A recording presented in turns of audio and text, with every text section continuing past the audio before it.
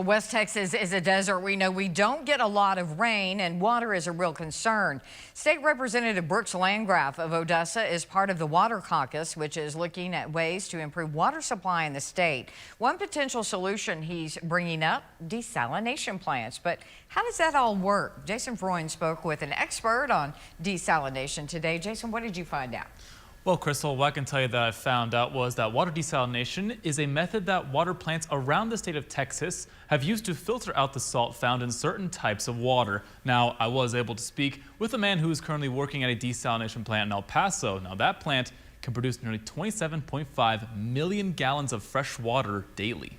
The main target of desalination plants like this one is brackish water, water with more salt than fresh water, but less than seawater. Desalination uses as its source water that brackish groundwater. It treats it, it removes those salts from the water and makes it into fresh water that our customers can drink.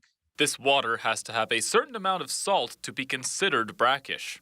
Brackish groundwater is considered any aquifer, any groundwater that's in an aquifer underground subsurface that has a salt content typically above 1,000 milligrams per liter of salt. El Paso's desalination plant currently uses reverse osmosis to treat their water, a process that is described by Angel Bustamante, a water division's manager at the plant. That water will be pumped to a particular pressure, and it'll pass through a semi-permeable membrane.